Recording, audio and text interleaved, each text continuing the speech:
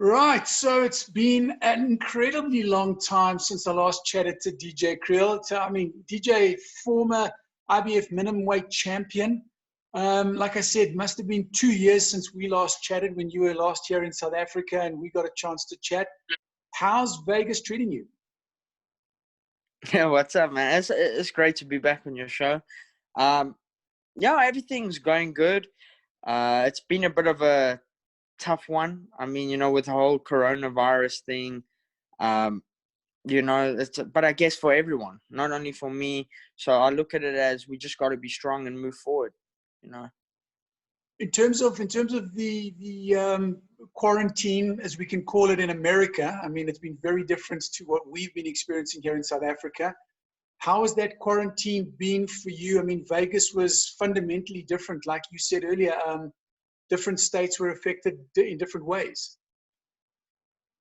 Yeah, so they've taken different precautions. Like I said, there hasn't been many cases in Nevada, Las Vegas, and so, I mean, everything's open. It hasn't been like South Africa where everyone back home had to be like that, had to quarantine themselves and not allowed to go out. Otherwise, you were going to get into trouble, no, we went everywhere we want. We've been going everywhere we want.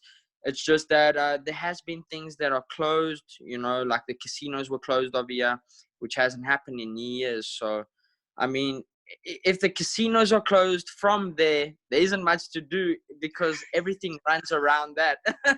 Yeah, in Vegas. So there hasn't been much to do really, except, going out to a park, maybe going hiking, things like that. But I mean, we've been allowed to go wherever you want, go to a restaurant. Well, restaurants just opened now recently. I think apparently someone told me they have been open, but very small restaurants. So you obviously like a McDonald's and things like that were closed. And now, but everything's like slowly opening now they say by the 4th of June, I think, or the 5th of June, the casinos will be reopening. So slowly everything is going to get going again, From your perspective, has the gym been open? Have you been able to keep on training, keep fit, keep sharp? Yeah, we actually in the process of opening a new gym here in Vegas called DXL Boxing. And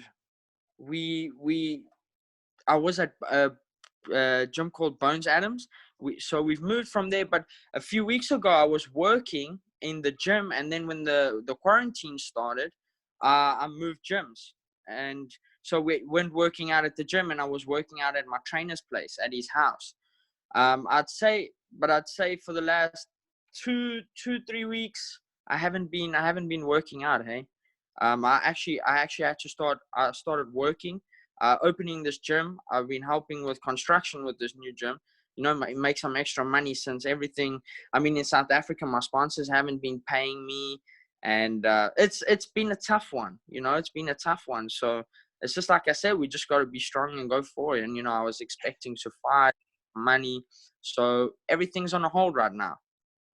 I mean, let's talk about that if we can, DJ. Obviously, your last fight was sort of late last year, and that was that first round stoppage of Jesus Aguirre. But before that, you were the IBF minimum weight champion, and you relinquished that title before defending it. I know we got a chance to talk very, very briefly about that.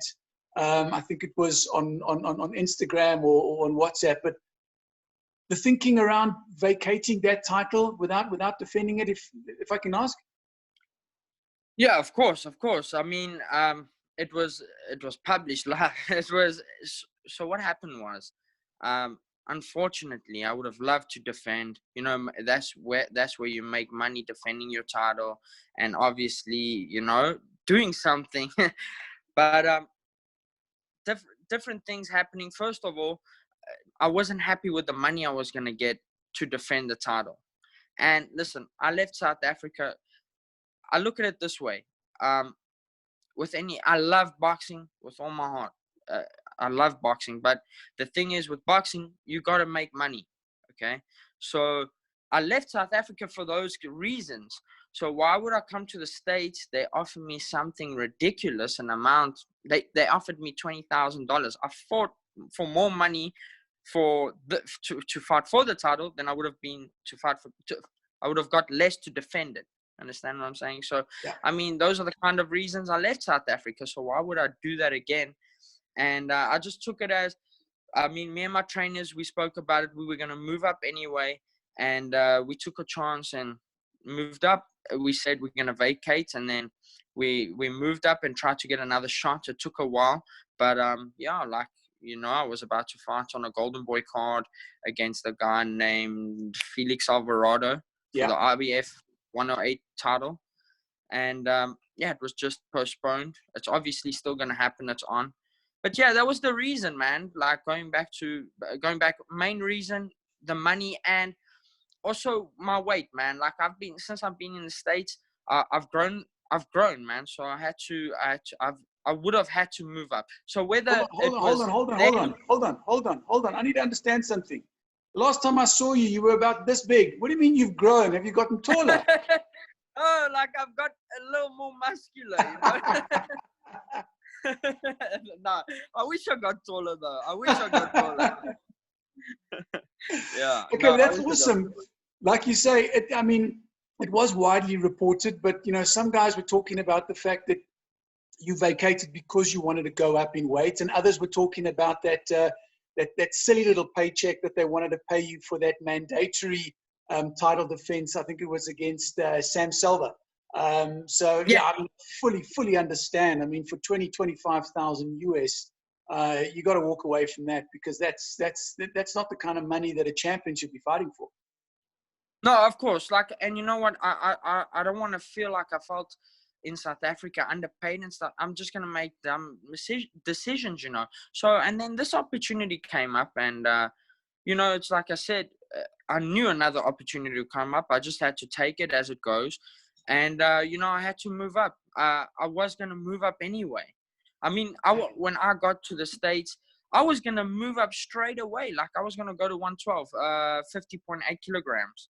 I was gonna move up straight away. My old trainer Kenny Adams wanted me to move up. So, and then we got the shot at fighting for the title at 105, and then we said, okay, let's just stay there. So, I mean, everything happened how it's happened, and I think it's just, you know, everything's where it's supposed to be. I wish, listen, let me say it like this. If they did offer me good money, though, I would have went and fought.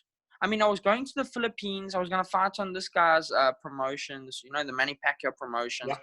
It's like, come on, man. It didn't even make sense to me. Why would I do that? Me and my team spoke about it, and it didn't make sense. Why would we do that? 100%. Unfortunately, yeah. Sorry, I mean, like, yeah, I would have loved to fight, man.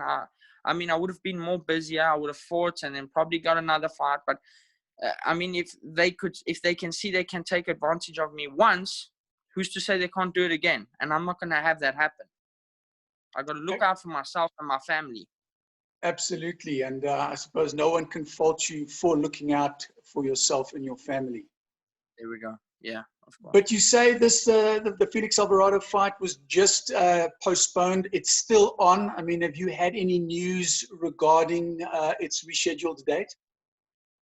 So I haven't. My advisor, Sean Gibbons, he let me know that he said he'll keep me in the loop.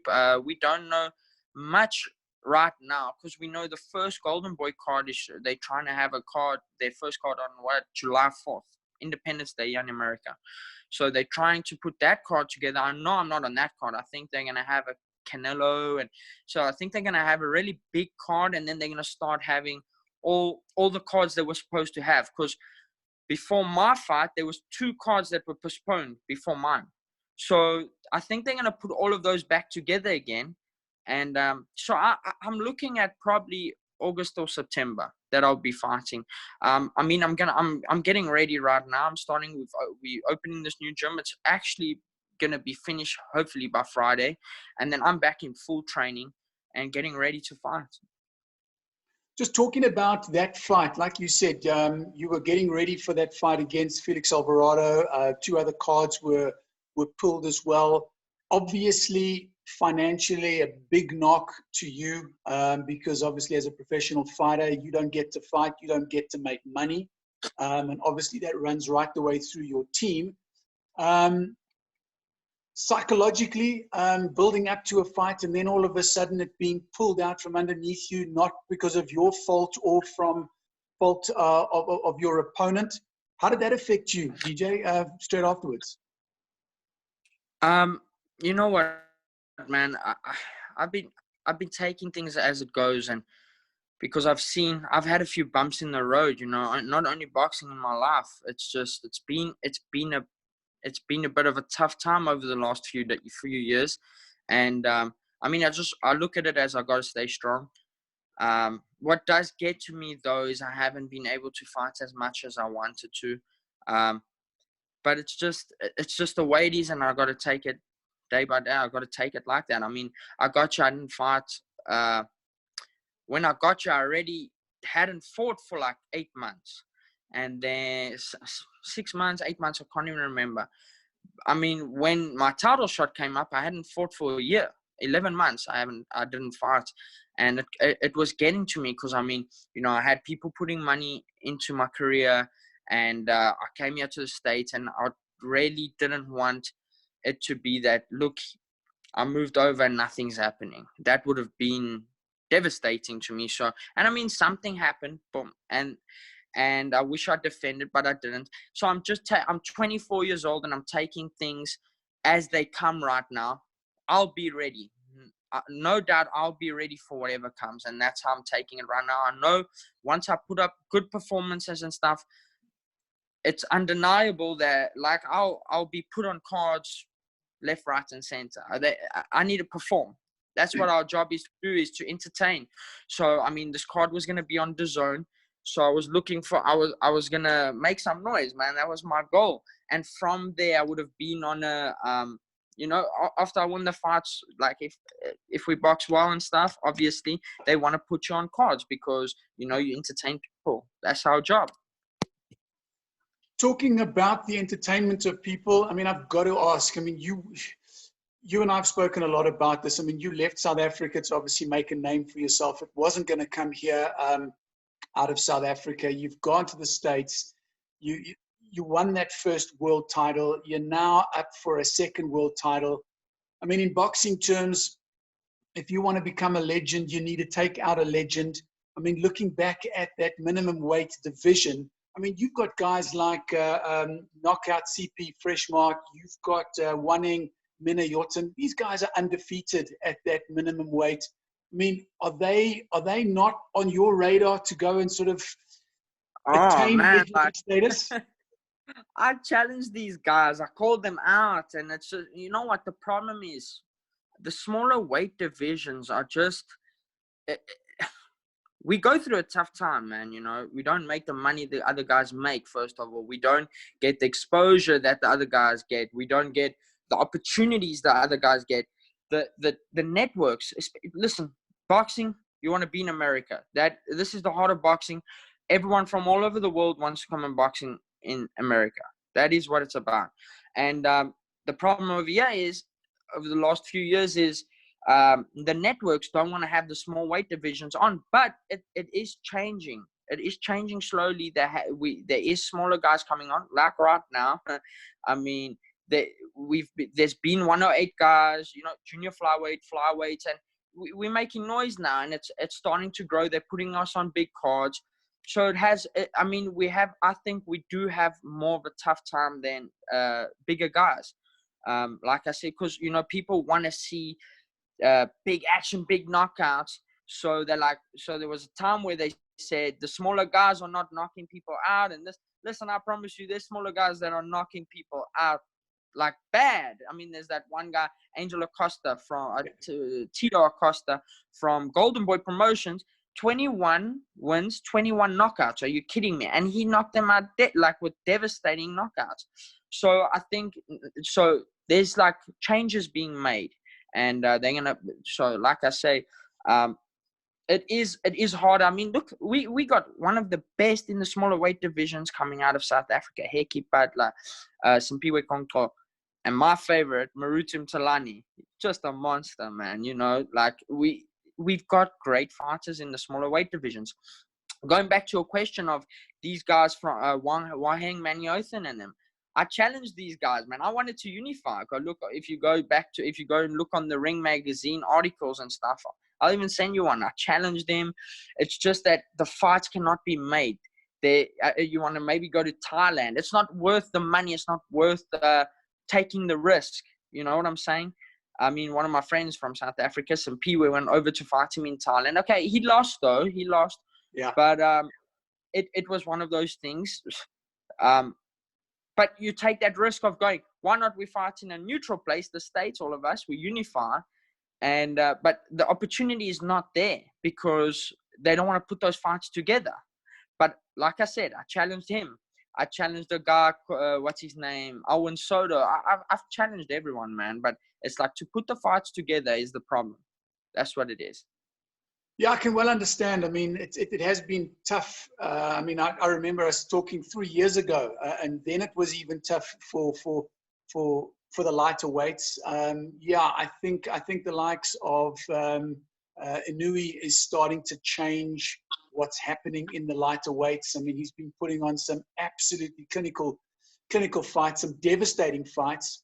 A lot of people saying that he is arguably the pound-for-pound king based on the way he's fighting and the way he's knocking out his opponents. And obviously, if we can get you back in the ring, performing at your best, hopefully we're going to see a couple more additional knockouts on that record of yours.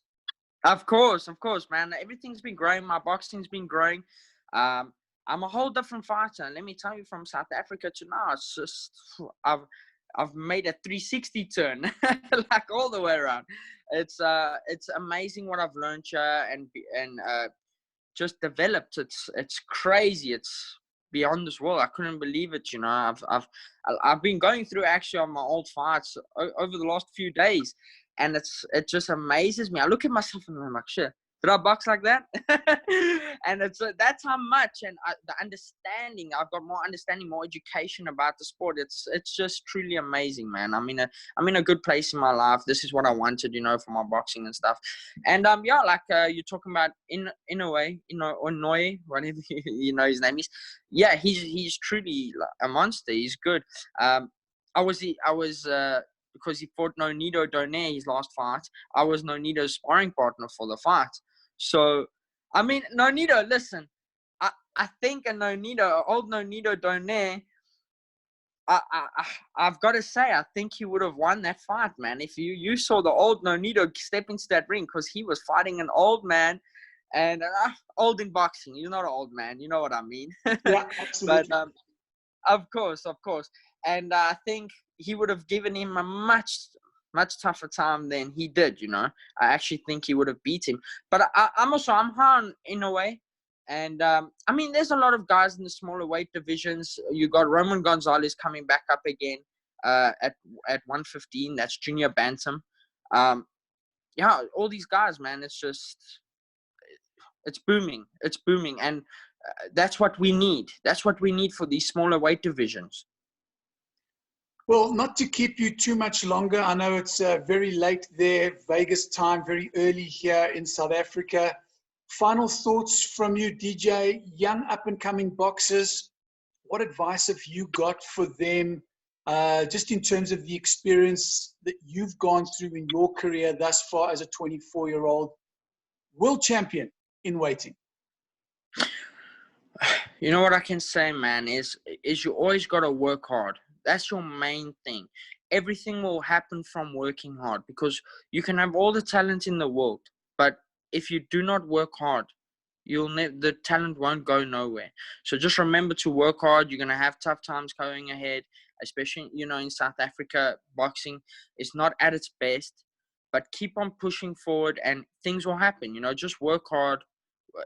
Love the sport, have the passion for what you're doing, and learn. Just keep on learning, you know, watch videos, make sure you and make good decisions of your trainer, who you're training with. You got to learn, make sure you surround yourself with good people, you know, because the sport can bring very funny people to you.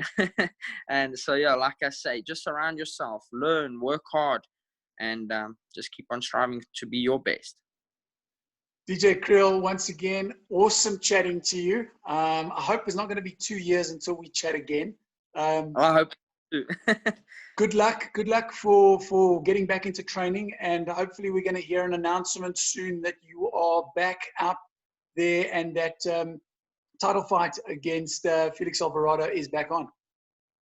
Thank you. I'll let you know. You guys will see on Instagram, on my Twitter. I'll be posting it. All the best, and we'll chat to you soon. Thank you very much.